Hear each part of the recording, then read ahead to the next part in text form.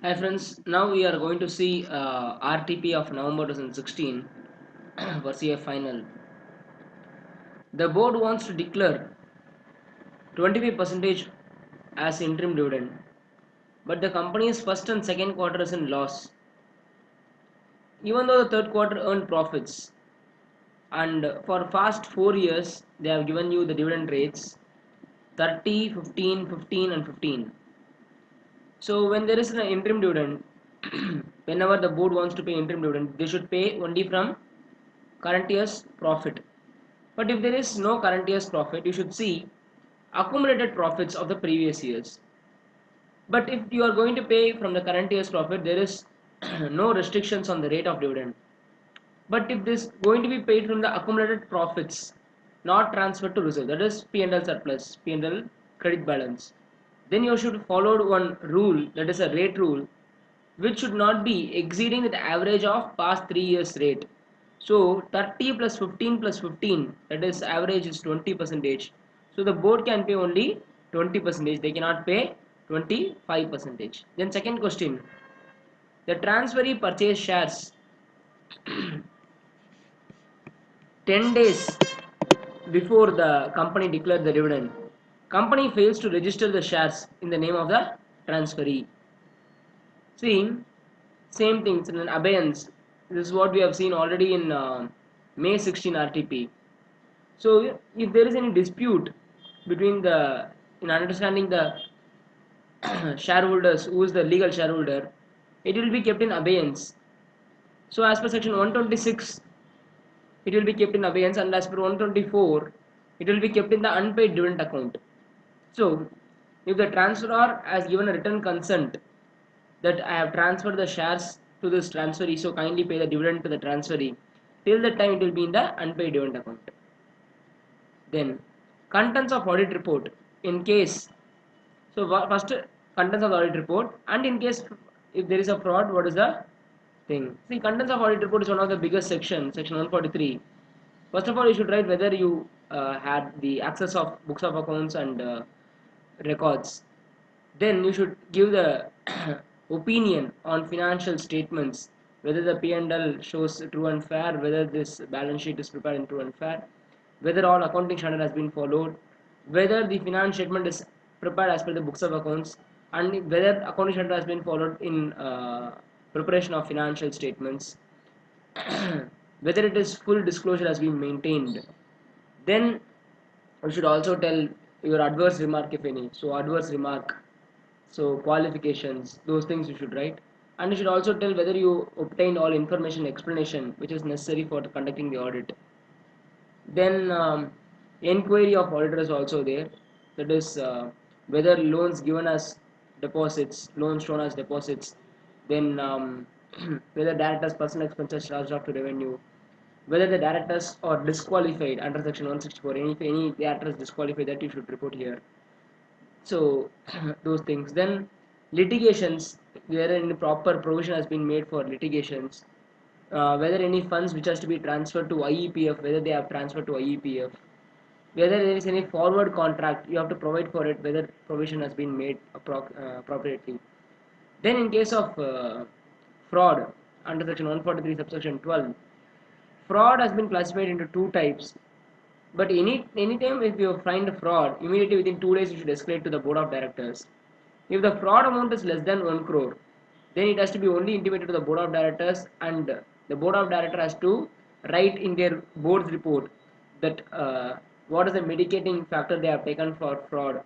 So how the fraud happened, they have to give explanation, and what finally they have made it to compensate. But in case of fraud 1 crore or more, then the auditor has to intimate to the board, and he has to wait for a reply within 45 days.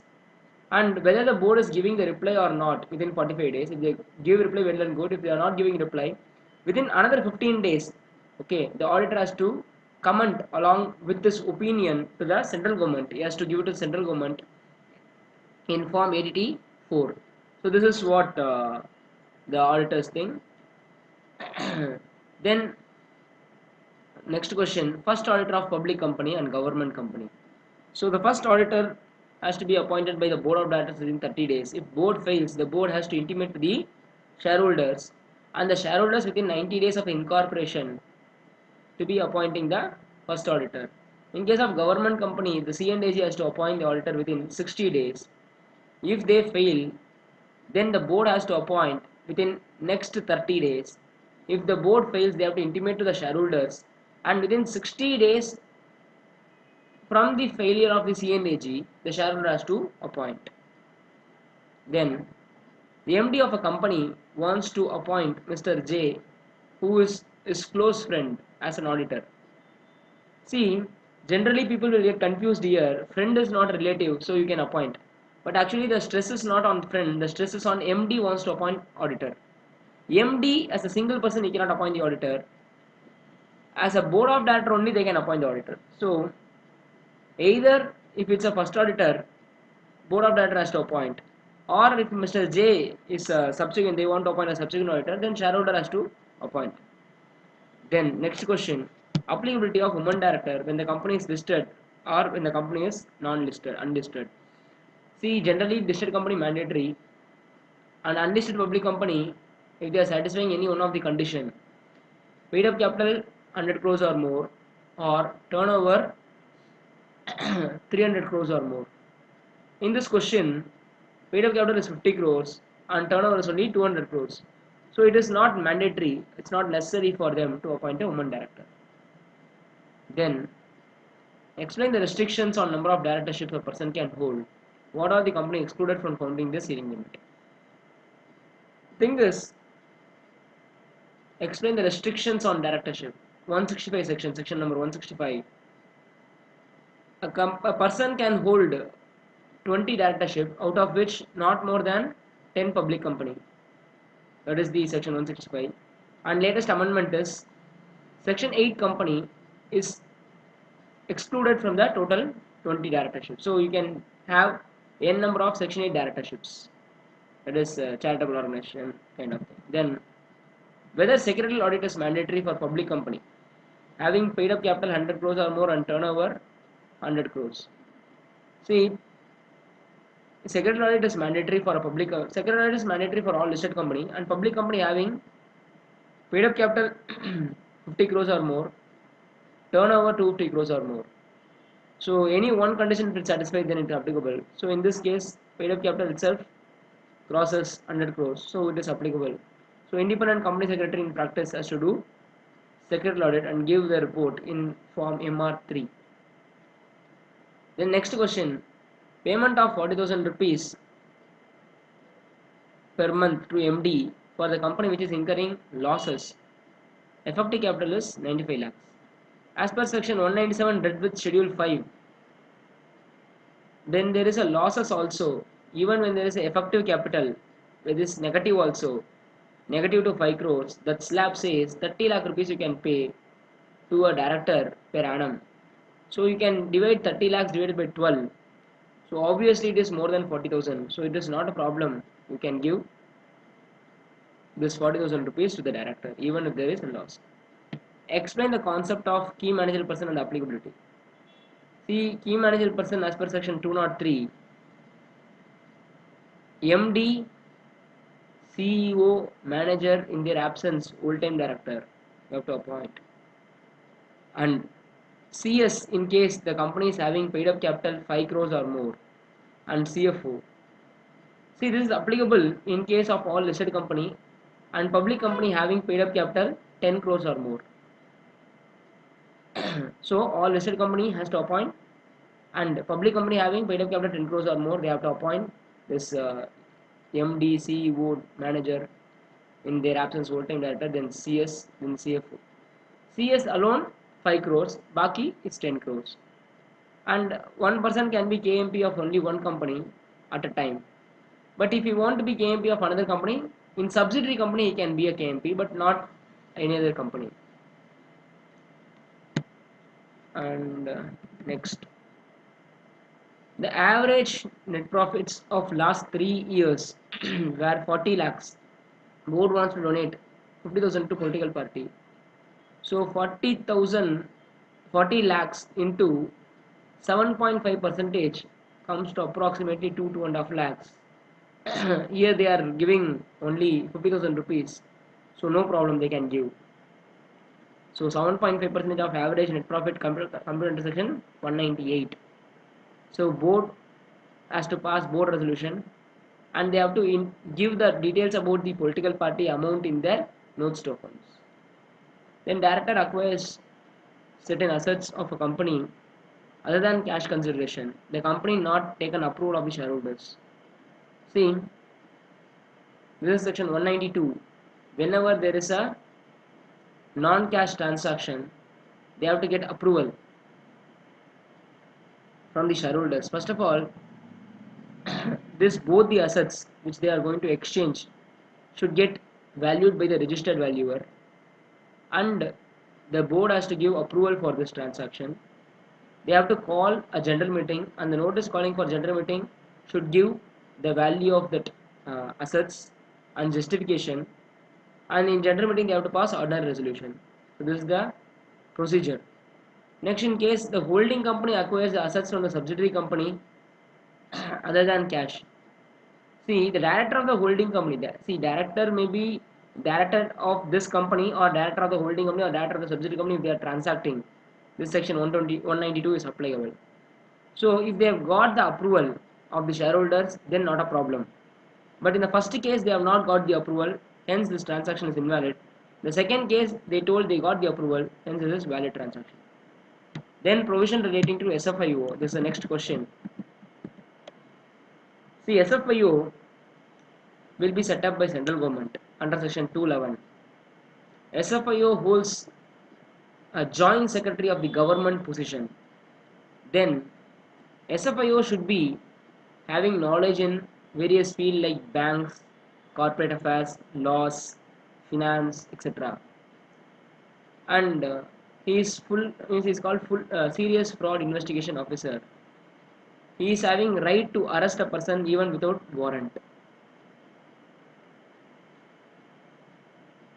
Circumstances under which, next question, circumstances under which inspector appointed under section 210 can investigate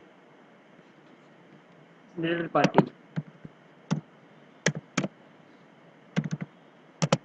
See, when there is inspection on related parties, when when it is proved that the holding company or subsidiary company or associate company or joint venture company is indulged in the fraud transaction, then the inspector appointed by central government under section 210 can also do investigation on related party under section 219 is the answer. Then we are going to the next section.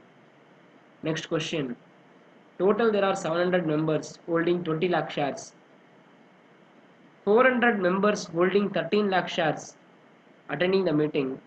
160 holding 10 lakh shares voted in favor, and 150 holding 2.4 lakhs voted against. Whether the scheme got approved. See, you don't worry about total number of directors and total number of shareholders, and you do not even worry on total number of shareholders who attend the meeting. Your worry should only on how many voted, either in favor, either in against. So total voted is 160 plus 150. So it is 310.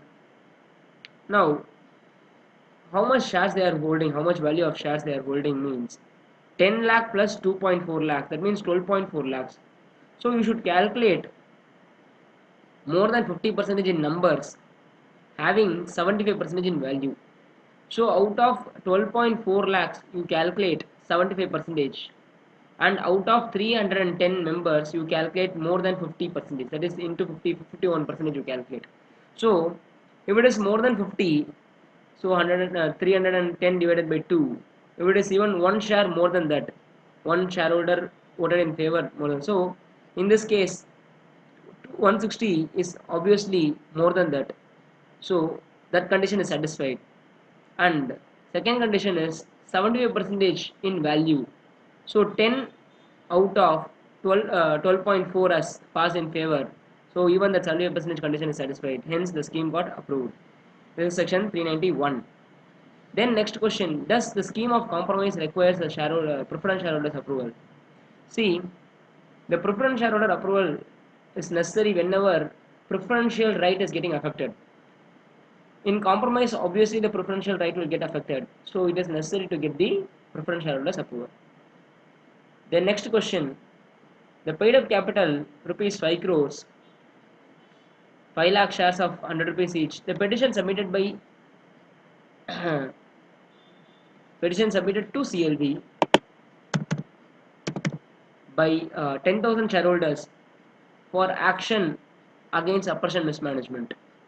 See, under section 399, if the company is having shares, if 1/10 or 100 members, if they give the petition, 1/10 or 100, whichever is less, or 10% of voting power, if they give petition, then the petition will be taken by CLB. In this question, the total is 5 crores and it's like 10,000. So out of 5 lakh people, only 10,000 shareholder has given the petition. So the 10% voting power is not coming here, but 1/10 is what? 50,000 or 100. 1/10 or 100, whichever is less they told. So here 10,000 shareholders has given this. So even though, so you should compare 50,000 versus 10,000, whichever is less. Sorry, 50,000 or 100, whichever is less. So they have given, so 100 you have to take. Anyway, 10,000 shareholders given the petition. So you have to take, the CLB will take the petition of oppression. Next, the company is in winding up stage.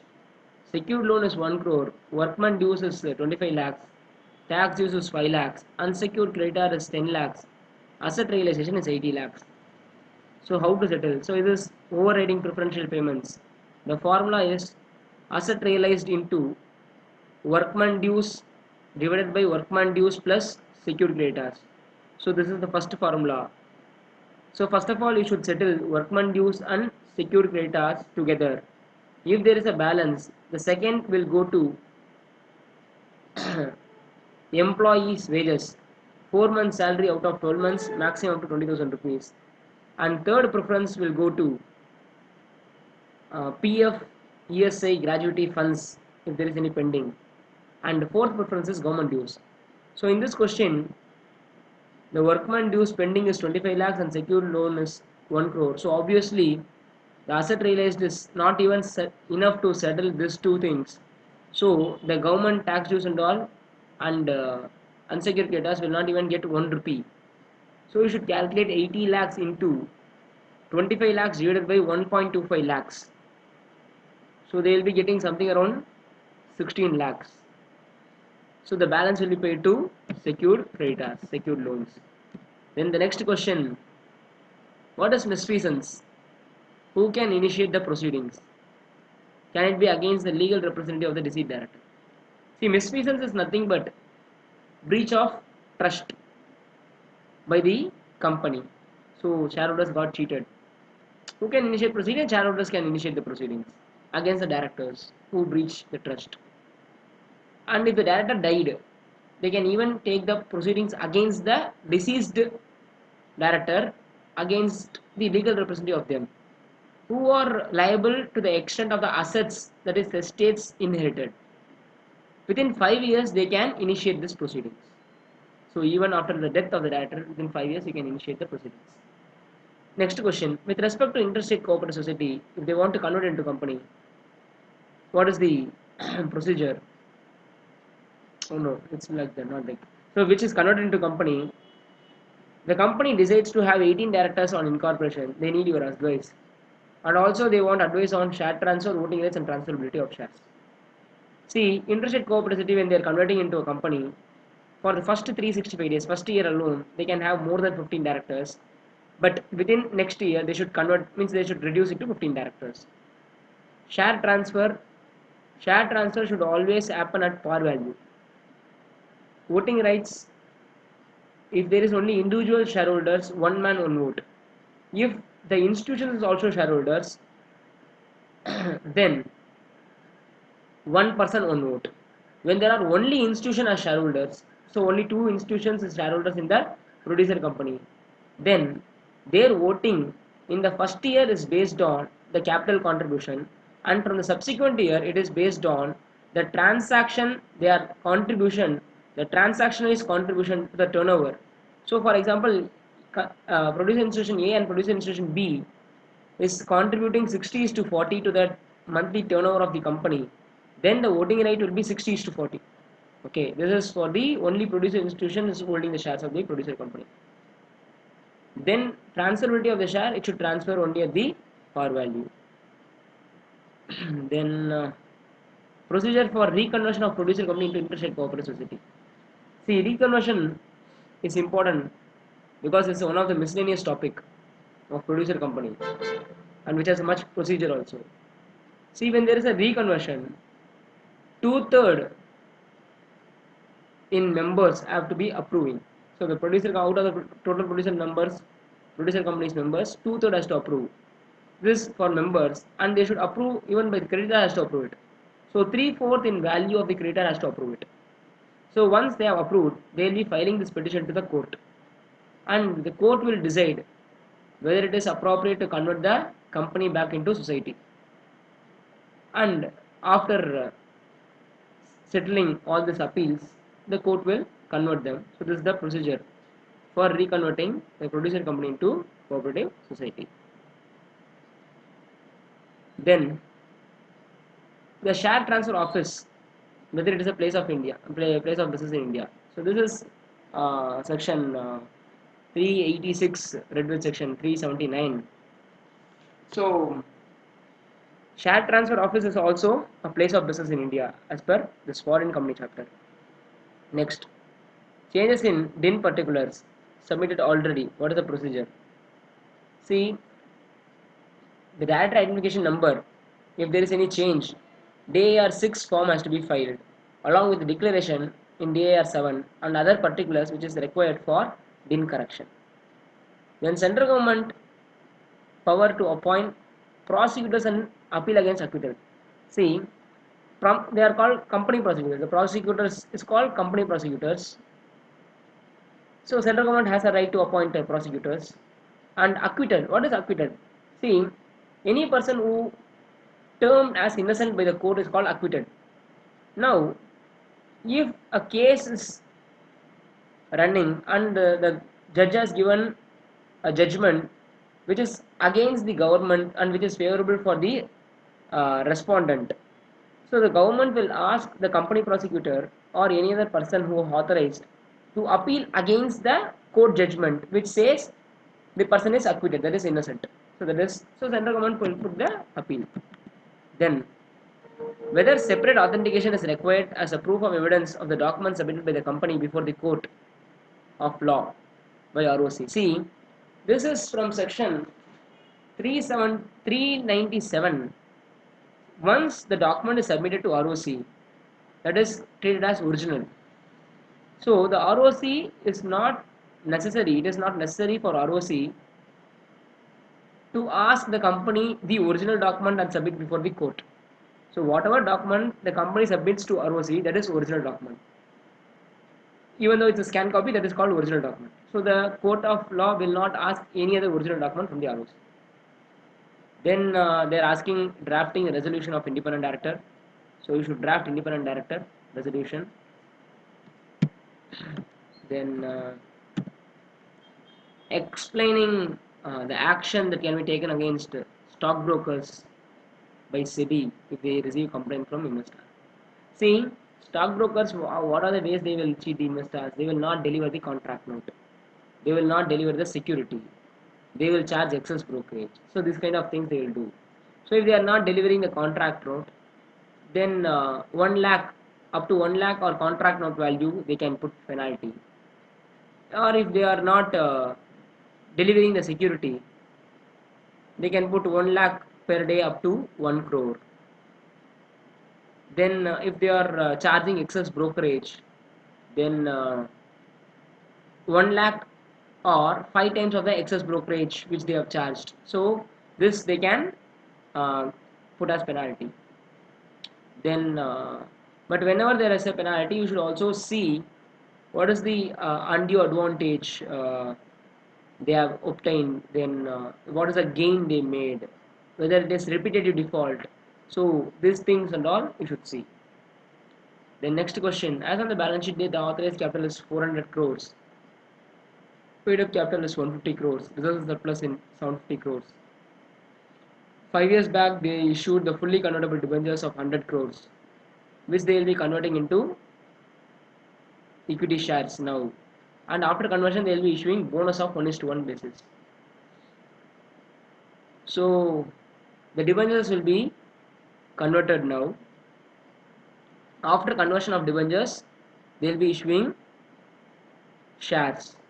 So once the debenture is getting converted, the paid up capital as of now is 350 crores. It will get increased.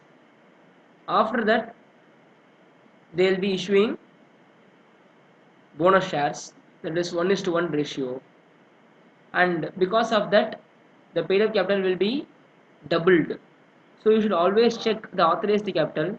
So if it is necessary to increase authorized capital, should increase the authorized capital also. Next question is procedure for withdrawal of license which is granted to the stock exchange. And the central government or SEBI has a right to withdraw the license which they have already issued to the stock exchange.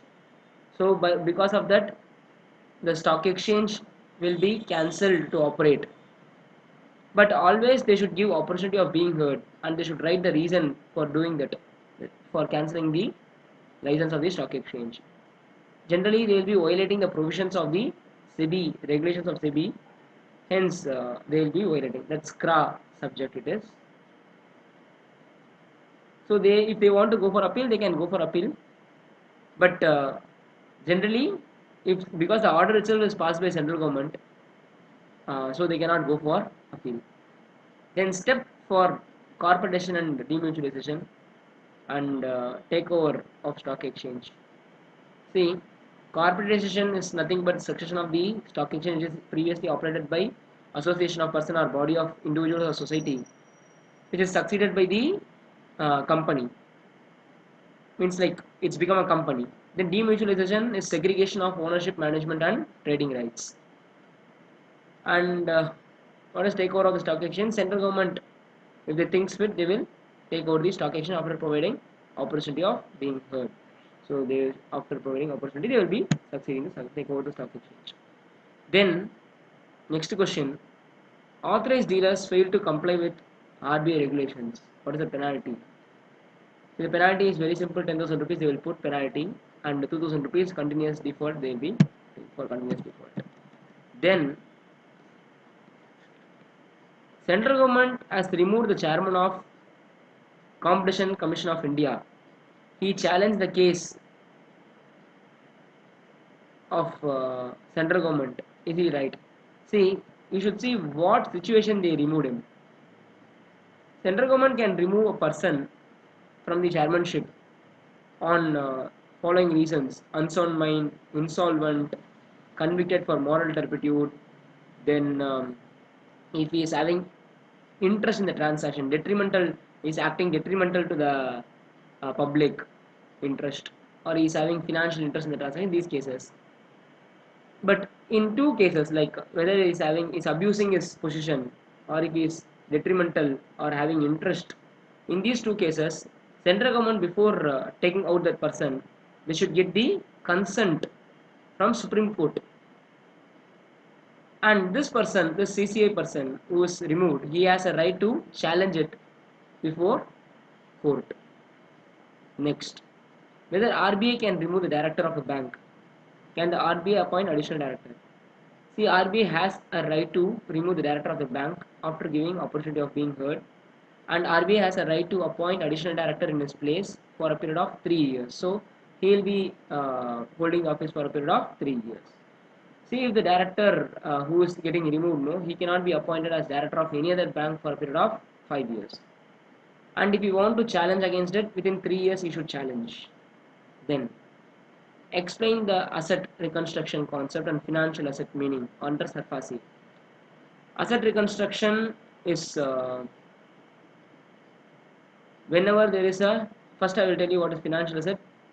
Recoverability, any debt recoverable is there, or any mortgage is there which is turned as non-performing, then this asset will be transferred by the bank to reconstruction company, where they will be taking over the assets and they will be leasing the assets, or they will be take over the management. So this is the asset reconstruction concept. And financial asset is the amount which due from the outsider to the banker, so the borrower. So it's any debt receivable, loans, borrowings which is extended by the banks to outsiders. So this is the concept of financial asset and asset reconstruction. So with this we have completed the RTP coverage. So all the best. Subscribe for the videos which will be very useful for you in future also. So I wish very good means like I wish you should all get very good marks in this examination. Stay tuned. Bye bye.